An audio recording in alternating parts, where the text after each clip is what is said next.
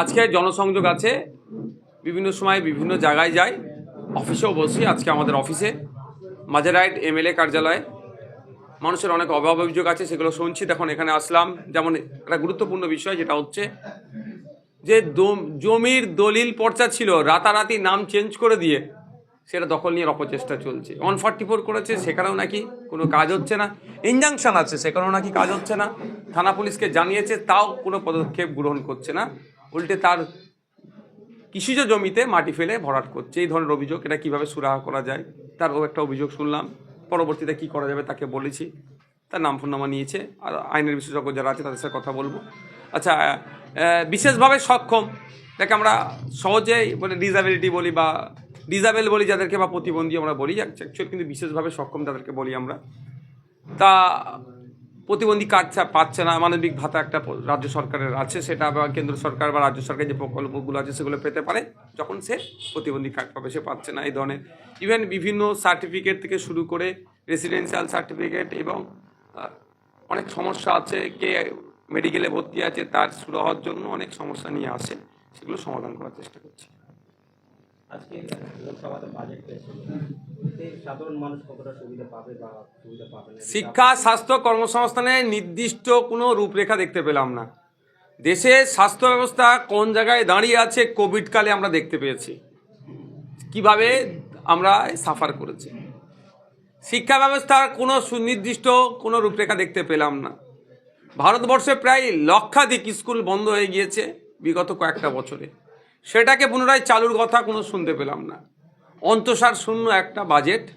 সাধারণ মানুষের রুজিরুটি বৃদ্ধি পাবে কি করে, হাতে একটু টাকা আসবে কি করে, এই বাজেটে সেই ধরনের কোনো আমরা দেখতে পেলাম না। হ্যাঁ, যুব প্রজন্মকে, নবপ্রজন্মকে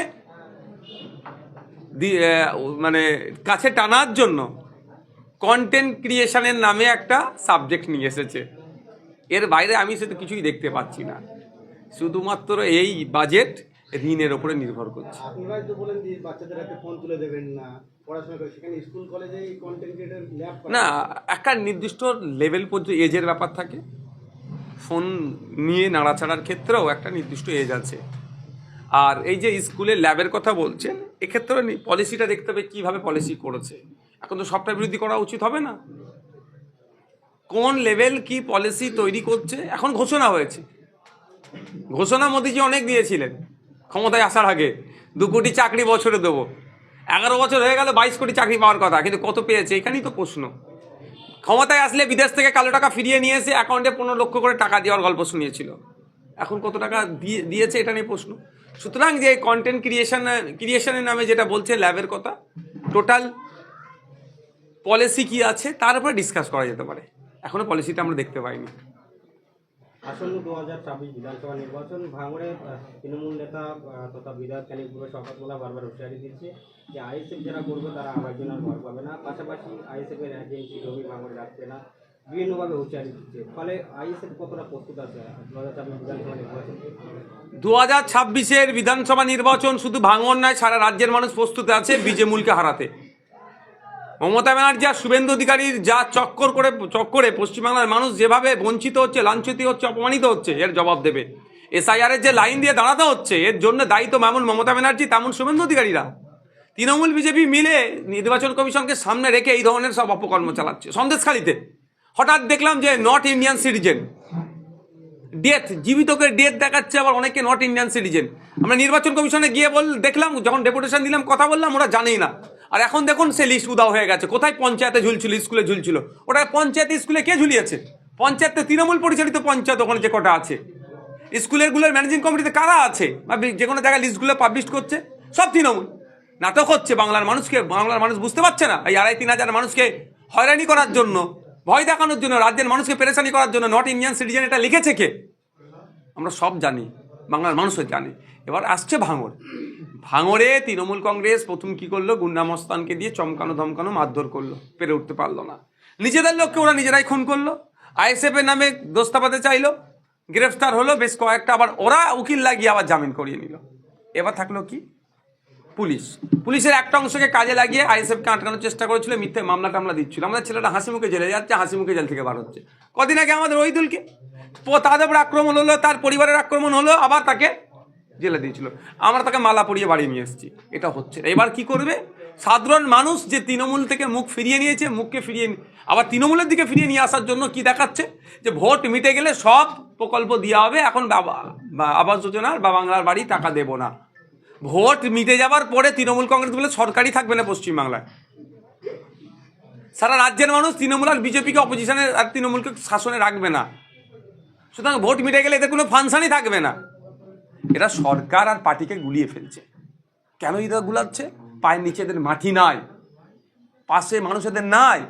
কত বিরিয়ানির টাকা তেল খরচ রোজ দিয়ে মাঠ ভরাবে? সেই জন্য এরা এই অহেতুক হয়রানি করার চেষ্টা করছে। বাংলার মানুষ, ভাঙড়ের মানুষ এর উত্তর দেবে।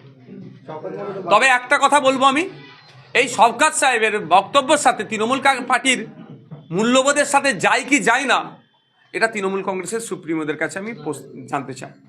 ভাঙড়ে কি আইএসএফ 1 ইঞ্চি জমি ছাড়বে? গণতান্ত্রিক প্রক্রিয়ায় 1/2 ইঞ্চি জমি ছাড়বো না। বাম কংগ্রেস জোট নিয়ে কি বলবেন? আলোচনা বামেদের সাথে আমাদের হয়েছে, একাধিকবার হয়েছে। কংগ্রেসকে আমরা একাধিকবার চিঠি দিয়েছিলাম, পিসিসিকে অর্থাৎ প্রদেশ কংগ্রেস কমিটিকে, সেই রকম সদর্থক উত্তর পাইনি। আনঅফিসিয়ালি আমরা জানতে পারলাম এই ধরনের সিদ্ধান্ত নেওয়ার ক্ষেত্রে এআইসিসিকে তারা প্রাধান্য দেয় বা এআইসিসি নেয়। সেই জন্য আমরা সেটা মাথায় রেখে মল্লিকার্জুন খাড়গে স্যারকেও আমরা চিঠি করেছি এআইসিসিকে। বর্তমান বিজেপি এবং তৃণমূলের বিরুদ্ধে মানুষ যে জোটটা চাইছে, সেই জোটটা যাতে দ্রুততার সাথে হোক সেটা চাইছি। মামেদেরকেও আমাদের ফাইনাল অবস্থান জানিয়ে দিয়েছি। হুমায়ুন কবিরের সাথে কি আপনি জোট করবেন? দেখুন, হুমায়ুন কবির সাহেবের সাথে জোটে যাবো কি যাবো না আমরা অনেক আগে থেকেই আমি ক্লিয়ার করেছিলাম। পশ্চিমবাংলা একটাই রাজনৈতিক দল, সেটা আইএসএফ, এবং আমরাই বলেছিলাম যে কী জন্য আমরা যেতে পারবো না। যেটা বলেছিলাম গতকালকে দেখলাম তার বক্তব্যতে তিনি সেটা প্রত্যাহার করেছেন। এটা সত্যি বলছে, এটা সাধুবাদ জানাবো যে মানুষ সে তার ভুল করার পরে ভুলটাকে রেকটিফাই করছে। এখন দেখার বিষয়, মমতা ব্যানার্জি বলেছিলেন বলে হুমায়ুন কবির সাহেব বলেছেন, একাধিকবার হুমায়ুন কবির সাহেবের কথা বলেছে। তা মমতা ব্যানার্জি এই বিষয়ে হুমায়ুন কবির সাহেবের বিরুদ্ধে ব্যবস্থা গ্রহণ করে কি, 1 নম্বর কথা। দ্বিতীয় কথা, যারা এতদিন হুমায়ুন কবির সাহেবকে বা আমি নওশাদ সিদ্দিকী, আমি আমার কথা বলছি, যেভাবে টেরা চোখে দেখছিলাম, নিশ্চিতভাবে চোখ ঠিক করতে হবে, এবং যার কথা শুনে বলেছে তাকে এবার টেরা চোখে দেখতে হবে। আমাদের 2-4 কলম লেখাও জানো মমতা ব্যানার্জির বিরুদ্ধেও লিখতে হবে যে মমতা ব্যানার্জি উস্কে ছিল বলে এই কথাটা বলার সাহস পেয়েছে, নাহলে তো ধরে জেলের মধ্যে ভরে দিত। আর বাস্তবিক কথা, জেলে ভরেনি। তো থাকছে এখন হুমায়ুন কবির সাহেবের সাথে জোটের ব্যাপার। আমরা যেহেতু গতকালকে হুমায়ুন কবির সাহেব তিনার বক্তব্য থেকে তিনি অনুতপ্ত হয়ে ফিরে এসেছেন, যে বক্তব্য তার দেওয়া অনুচিত হয়েছিল বা তিনি অনুতপ্ত, এই মর্মে তিনি কথা বলেছেন। নিশ্চিতভাবে আগামী দিন আমাদের যখন পার্টির রাজ্য কমিটির মিটিং হবে, এই বিষয়টা নিয়ে আমরা জোরালো আলোচনা করব। মানে জোট করতে ইচ্ছুক আছে? আলোচনা হবে অবশ্যই পজিটিভ। আমরা তো চাইছি যত কটা সেকুলার দল আছে যারা বিজেপি তৃণমূলের বিরুদ্ধে লড়াই করছে তাদেরকে ঐক্যবদ্ধ করতে হবে। আর কারো প্রশ্ন? আইএসএফের প্রচার কি শুধুমাত্র রক্তদান শিবিরের মধ্যেই সীমাবদ্ধ? কারণ সেখানে তো বড় মিটিং মিছিল আমরা বড় মিটিং মিছিল করতে চাই না তো। আর রক্তদান শিবির দেখবেন অঞ্চল ভিত্তিক আমরা করি, আমরা কেন্দ্রীয়ভাবে করি না। এতেই আমাদের ছেলেদেরকে মিথ্যা মামলা দিয়েছি। বড় বড় প্রোগ্রাম করলে তো ভয় খেয়ে যাবে, আরও বেশি বেশি মামলা দেবে। আমরা আমাদের পার্টিটাকে আমরা বুথ ভিত্তিক গড়ে তুলতে চাইছি, ম্যান টু ম্যান আমরা কানেক্ট করাতে চাইছি। আমাদের ম্যান টু ম্যান কানেক্ট আছে।